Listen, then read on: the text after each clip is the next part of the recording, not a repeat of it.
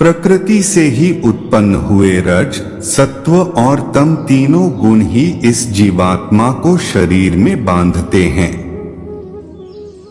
दो गुणों को दबाकर तीसरा गुण बढ़ाया जा सकता है। गुण परिवर्तनशील है। प्रकृति जो अनादि है, नष्ट नहीं होती, बल्कि गुणों का प्रभाव टाला जा सकता है। गुण मन पर प्रभाव डालते हैं। जब सत्वगुण की वृद्धि रहती है तो ईश्वरीय प्रकाश और बोध शक्ति रहती है। रजोगुण रागात्मक है। उस समय कर्म का लाभ रहता है, आसक्ति रहती है और अंतःकरण में तमोगुण कार्य रूप लेने पर आलस्य प्रमोद घेर लेता है। सत्व की वृद्धि में मृत्यु को प्राप्त पुरुष ऊपर के निर्मल लोकों में जन्म लेता है।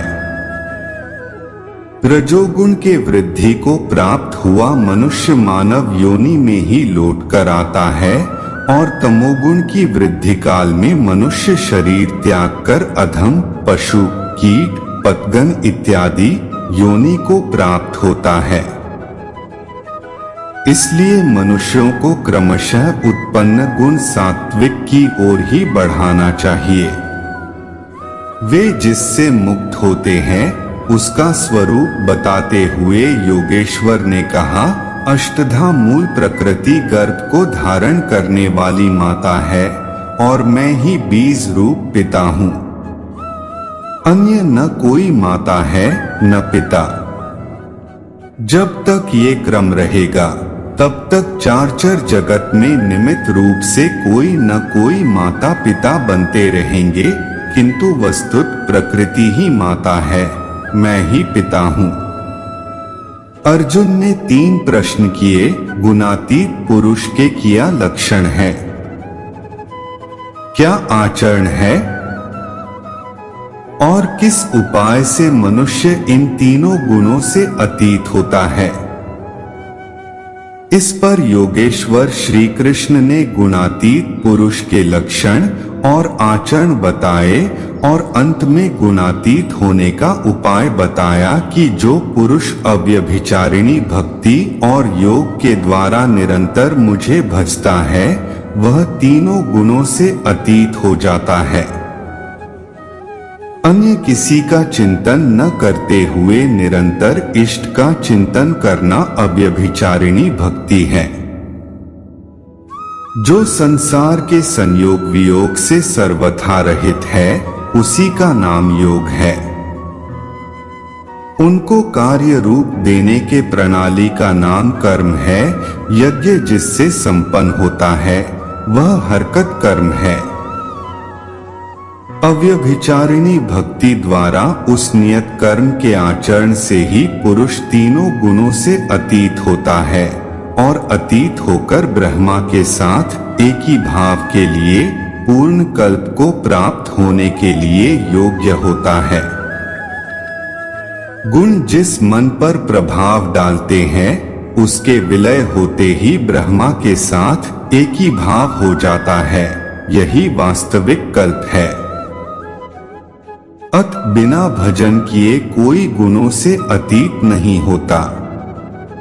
अंत में योगेश्वर श्री कृष्ण निर्णय देते हैं, वह गुणातीत पुरुष जिस ब्रह्मा के साथ एक ही भाव में स्थित होता है उस ब्रह्मा का, अमृत तत्व का, शाश्वत धर्म का और अखंड एक रस आनंद का मैं ही आश्रय हूँ अर्थात प्रदान करता हूँ। अब तो श्री कृष्ण चले गए, अब वह आश्रय तो चला गया, तब तो बड़े संशय की बात है। वह आश्रम अब कहाँ मिलेगा? लेकिन नहीं, श्री कृष्ण ने अपना परिचय दिया है कि वे एक योगी थे। शिष्यस्तेह शाधि मा त्वा प्रपन्नम। अर्जुन ने कहा, मैं आपका शिष्य हूँ, मुझे संभालिए। स्थान स्थान पर श्री कृष्ण ने अपना परिचय दिया, स्थित प्रज्ञ महापुरुष के लक्षण बताए और उनसे अपनी तुलना की। अत स्पष्ट है कि श्री कृष्ण एक महात्मा योगी थे। अब यदि आपको अखंड एक रस आनंद शाश्वत धर्म अथवा अमृत तत्व की आवश्यकता है तो इन सब की प्राप्ति की स्रोत एकमात्र सद्गुरु है। सीधे पुस्तक पढ़कर इसे कोई नहीं पा सकता। जब वही महापुरुष आत्मा से अभिन्न होकर रथी हो जाते हैं तो शनैः शनैः अनुरागी को संचालित करते हुए उसके स्वरूप तक, जिनमें वे स्वयं प्रतिष्ठित है, पहुंचा देते हैं।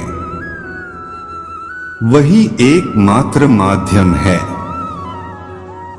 इस प्रकार योगेश्वर श्री कृष्ण ने अपने को सबका आश्रय बताते हुए इस 14वें अध्याय का समापन किया, जिसमें गुणों का विस्तार से वर्णन है। अत इस प्रकार श्रीमद् भगवद गीता रूपी उपनिषद एवं ब्रह्म विद्या तथा योग शास्त्र विषयक श्री कृष्ण और अर्जुन के संवाद में गुणत्रय विभाग योग नामक 14वां अध्याय पूर्ण होता है। श्री महादेव जी कहते हैं, पार्वती, अब मैं भवबंधन से छुटकारा पाने के साधनभूत 14वें अध्याय का महात्म्य बतलाता हूँ, तुम ध्यान देकर सुनो। सिंहल द्वीप में विक्रम बैताल नामक एक राजा थे, जो सिंह के समान पराक्रमी और कलाओं के भंडार थे। एक दिन वे शिकार खेलने के लिए उत्सुक होकर राजकुमारों सहित 2 कुतियों को साथ लिए वन में गए। वहां पहुंचने पर उन्होंने तीव्र गति से भागते हुए खरगोश के पीछे अपनी कुतिया छोड़ दी। उस समय सब प्राणियों के देखते देखते खरगोश इस प्रकार भागने लगा मानो कहीं उड़ गया है। दौड़ते दौड़ते बहुत थक जाने के कारण वह एक बड़ी खंदक गहरे गड्ढे में गिर पड़ा। गिरने पर भी कुतिया के हाथ नहीं आया और उस स्थान पर जा पहुंचा जहां का वातावरण बहुत ही शांत था। वहां हरिण निर्भय होकर सब ओर वृक्षों की छाया में बैठे रहते थे। बंदर भी अपने आप टूटकर गिरे हुए नारियल के फलों और पके हुए आमों से पूर्ण तृप्त रहते थे। वहां सिंह हाथी के बच्चों के साथ खेलते और सांप निडर होकर मोर की पांखों में घुस जाते थे। उस स्थान पर एक आश्रम के भीतर वत्स नामक मुनि रहते थे, जो जितेंद्रिय और शांत भाव से निरंतर गीता के 14वें अध्याय का पाठ किया करते थे। आश्रम के पास ही वत्स मुनि के किसी शिष्य ने अपना पैर धोया था। ये भी 14वें अध्याय का पाठ करने वाले थे। उसके जल से वहां की मिट्टी गीली हो गई थी। खरगोश का जीवन कुछ शेष था। वह हांफता हुआ आकर उसी कीचड़ में गिर पड़ा। उसके स्पर्श मात्र से ही खरगोश दिव्य विमान पर बैठकर स्वर्गलोक को चला गया। फिर कुतिया भी उसका पीछा करती हुई आई। वहां उसके शरीर में भी कीचड़ के कुछ छींटे लग गए।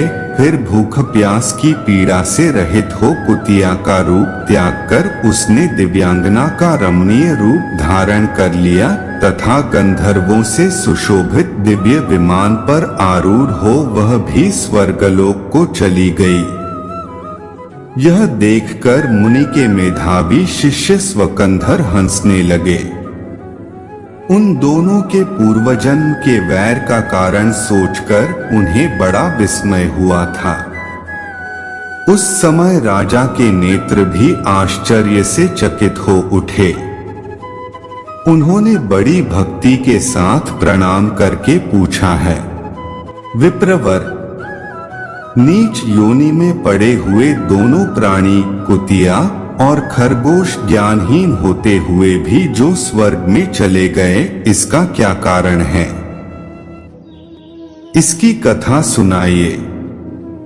शिष्य ने कहा, भोपाल, इस वन में वत्स नामक ब्राह्मण रहते हैं।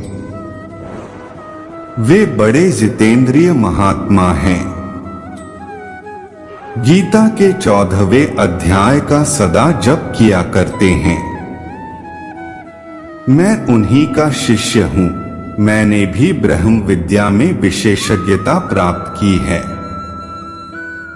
गुरुजी की ही भांति मैं भी 14वें अध्याय का प्रतिदिन जप करता हूं।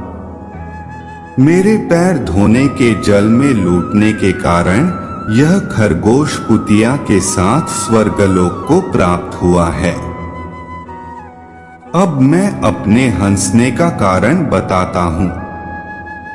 महाराष्ट्र में प्रत्युदक नामक महान नगर है। वहां केशव नामक एक ब्राह्मण रहता था, जो कपटी मनुष्यों में अग्रगण्य था। उसकी स्त्री का नाम विलोभना था। वह स्वच्छंद विहार करने वाली थी। इससे क्रोध में आकर जन्म भर के वैर को याद करके ब्राह्मण ने अपनी स्त्री का वध कर डाला और उसी पाप से उसको खरगोश की योनि में जन्म मिला।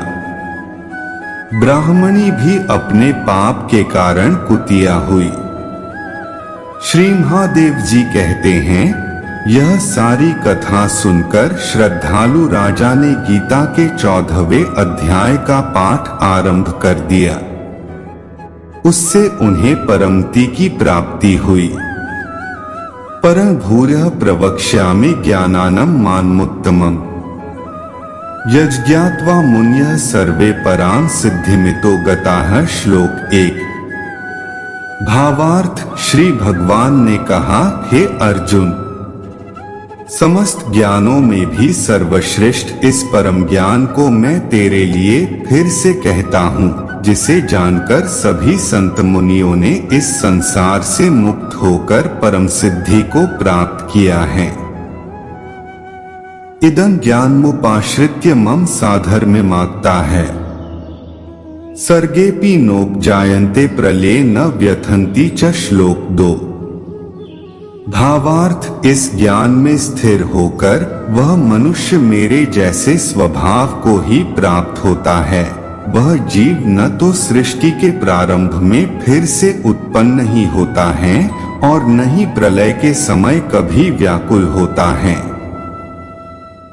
मम योनिर्महद् ब्रह्म तस्मिन् गर्भं दधाम्यहम् संभवः सर्वभूतानां ततो भवति। भारत। श्लोक 3।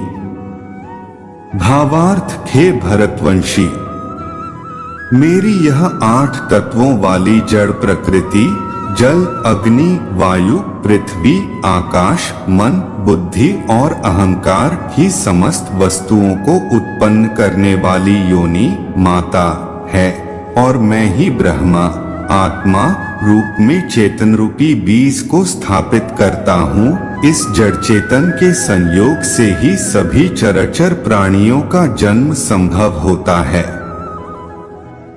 सर्वयोनिषु कौन्तेय मूर्तयः संभवन्तिया है। तासा ब्रह्मा महद्योनिर्ह बीजप्रदः पिता। श्लोक 4। भावार्थ, हे कुंती पुत्र, समस्त योनियों जो भी शरीर धारण करने वाले प्राणी उत्पन्न होते हैं, उन सभी को धारण करने वाली ही जड़ प्रकृति ही माता है और मैं ही ब्रह्मा आत्मा रूपी बीज को स्थापित करने वाला पिता हूँ। सत्व रजस्तम इति गुणाः प्रकृति संभवा है। निबध्नन्ति महाबाहो देहे देहिनम व्ययम। श्लोक 5। भावार्थ, हे महाबाहो अर्जुन, सात्विक गुण, राजसिक गुण और तामसिक गुण, यह तीनों गुण भौतिक प्रकृति से ही उत्पन्न होते हैं। प्रकृति से उत्पन्न तीनों गुणों के कारण ही अविनाशी जीवात्मा शरीर में बंध जाती हैं।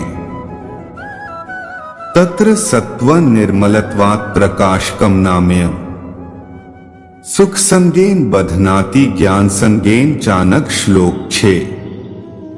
भावार्थ। हे निष्पाप अर्जुन, सतोगुण अन्य गुणों की अपेक्षा अधिक शुद्ध होने के कारण पाप कर्मों से जीव को मुक्त करके आत्मा को प्रकाशित करने वाला होता है, जिससे जीव सुख और ज्ञान के अहंकार में बंध जाता है। रजो रागात्मकं विद्धि तृष्णा संसमुद्भवम् तन्निबध्नाति कौन्तेय कर्म संगेन देहिनम्। श्लोक 7। भावार्थ। हे कुंती पुत्र, रजोगुण को कामनाओं और लोभ के कारण उत्पन्न हुआ समझ, जिसके कारण शरीरधारी जीव सकाम कर्मों फल की आसक्ति में बंध जाता है। तमस्त्व ज्ञानजं विद्धि मोहन सर्वदेहिना प्रमादालस्य निद्राभिस्तन्निबध्नाति। भारत। श्लोक 8। भावार्थ। हे भरतवंशी, तमोगुण को शरीर के प्रति मोह के कारण अज्ञान से उत्पन्न हुआ समझ, जिसके कारण जीव प्रमाद पागलपन में व्यर्थ के कार्य करने की प्रवृत्ति, आलस्य आज के कार्य को कल पर टालने की प्रवृत्ति और निद्रा अचेत अवस्था में न करने योग्य कार्य करने की प्रवृत्ति द्वारा बंध जाता है। सत्वं सुखे संजयति रजः कर्मणि। भारत। ज्ञानमावृत्य तु तमः प्रमादे संजयत्युत। श्लोक 9। भावार्थ। हे अर्जुन, सतोगुण मनुष्य को सुख में बांधता है, रजोगुण मनुष्य को सकाम कर्म में बांधता है और तमोगुण मनुष्य के ज्ञान को ढककर प्रमाद में बांधता है। रजस्तमश्चाभिभूय सत्वं भवति। भारत। रजः सत्वं तमश्चैव तमः सत्व रजस्तथा। श्लोक 10। भावार्थ। हे भरतवंशी अर्जुन, रजोगुण और तमोगुण के घटने पर सतोगुण बढ़ता है, सतोगुण और रजोगुण के घटने पर तमोगुण बढ़ता है। इसी प्रकार तमोगुण और सतोगुण के घटने पर तमोगुण बढ़ता है। सर्वद्वारेषु देहस्मिन् प्रकाश उपजायते ज्ञान यदा तदा विद्याद् विवृद्धः सत्वमित्युत। श्लोक 11। भावार्थ। जिस समय इसके शरीर सभी 9 द्वारों, 2 आंखें, 2 कान, 2 नथुने, मुख, गुदा और उपस्थ में ज्ञान का प्रकाश उत्पन्न होता है, उस समय सतोगुण विशेष वृद्धि को प्राप्त होता है। लोभ प्रवृत्तिरारंभ कर्मणां शमः स्पृहा रजसे तानि जायन्ते विवृद्धे भरतर्षभ। श्लोक 12।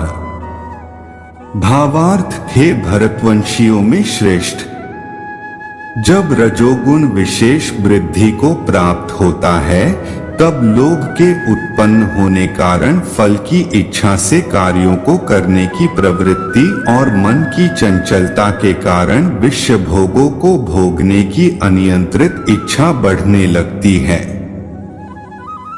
अप्रकाशो प्रवृत्तिश्च प्रमादो मोह एव च तमसे तानि जायन्ते विवृद्धे कुरुनंदन। श्लोक 13।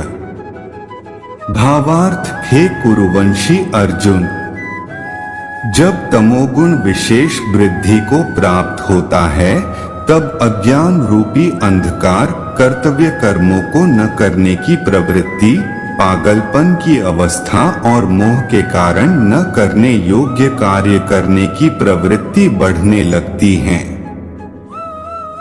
यदा सत्वे प्रवृद्धे तु प्रलय याति देहभृत तदोत्तम विदा लोकान मलान प्रतिपद्यते। श्लोक 14। भावार्थ। जब कोई मनुष्य सतोगुण की वृद्धि होने पर मृत्यु को प्राप्त होता है, तब वह उत्तम कर्म करने वालों के निर्मल स्वर्ग लोकों को प्राप्त होता है। रजसी प्रलयं गत्वा कर्म संगिषु जायते तथा प्रलीनस्तमसी मूढ़योनिषु जायते। श्लोक 15। भावार्थ, जब कोई मनुष्य रजोगुण की वृद्धि होने पर मृत्यु को प्राप्त होता है, तब वह सकाम कर्म करने वाले मनुष्यों में जन्म लेता है, और उसी प्रकार तमोगुण की वृद्धि होने पर मृत्यु को प्राप्त मनुष्य पशु पक्षियों आदि निम्न योनियों में जन्म लेता है। कर्मणः सुकृतस्याहुः सात्विकं निर्मलं फलम्, रजसस्तु फलं दुःखमज्ञान तमसः फलम्। श्लोक 16। भावार्थ, सतोगुण में किए गए कर्म का फल सुख और ज्ञान युक्त निर्मल फल कहा गया है। रजोगुण में किए गए कर्म का फल दुःख कहा गया है, और तमोगुण में किए गए कर्म का फल अज्ञान कहा गया है। सत्वात् संजायते ज्ञान रजसो लोभ एव च प्रमाद मोहो तमसो भवतो ज्ञानमेव च। श्लोक 17। भावार्थ, सतोगुण से वास्तविक ज्ञान उत्पन्न होता है, रजोगुण से निश्चित रूप से लोभ ही उत्पन्न होता है, और तमोगुण से निश्चित रूप से प्रमाद मोह अज्ञान ही उत्पन्न होता है। ऊर्ध्वं गच्छन्ति सत्वस्था मध्ये तिष्ठन्ति राजसाः, जघन्य गुणवृत्तिस्था अधो गच्छन्ति तामसाः। श्लोक 18। भावार्थ, सतोगुण में स्थित जीव स्वर्ग के उच्च लोकों को जाता है, रजोगुण में स्थित जीव मध्य में पृथ्वी लोक में ही रह जाते हैं, और तमोगुण में स्थित जीव पशु आदि नीच योनियों में नरक को जाते हैं। नान्य गुणेभ्यः कर्तारं यदा द्रष्टानुपश्यति, गुणेभ्यश्च परं वेत्ति मद्भावं सोऽधिगच्छति। श्लोक 19। भावार्थ, जब कोई मनुष्य प्रकृति के तीनों गुणों के अतिरिक्त अन्य किसी को कर्ता नहीं देखता है और स्वयं को दृष्टा रूप से देखता है, तब वह प्रकृति के तीनों गुणों से परे स्थित होकर मुझ परमात्मा को जानकर मेरे दिव्य स्वभाव को ही प्राप्त होता है। गुणानेतान्तीत्य त्रीन् देहि देहस्मुद्भवान्, जन्म मृत्यु जरा दुःखैर्विमुक्तोऽमृतमश्नुते। श्लोक 20। भावार्थ, जब शरीरधारी जीव प्रकृति के इन तीनों गुणों को पार कर जाता है, तब वह जन्म मृत्यु बुढ़ापा तथा सभी प्रकार के कष्टों से मुक्त होकर इसी जीवन में परमानंद स्वरूप अमृत का भोग करता है।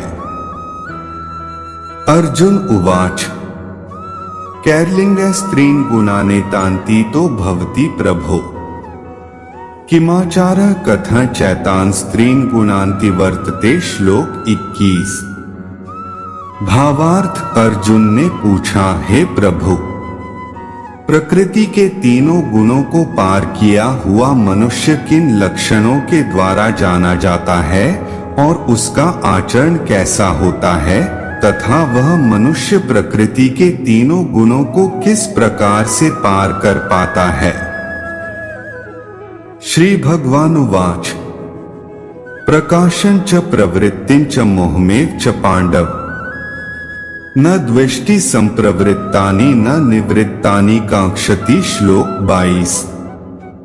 भावार्थ, श्री भगवान ने कहा, जो मनुष्य ईश्वरीय ज्ञान रूपी प्रकाश सतोगुण तथा कर्म करने में आसक्ति रजोगुण तथा मोह रूपी अज्ञान तमोगुण के बढ़ने पर कभी भी उनसे घृणा नहीं करता है तथा समान भाव में स्थित होकर न तो उनमें प्रवृत्त ही होता है और न ही उनसे निवृत्त होने की इच्छा ही करता है।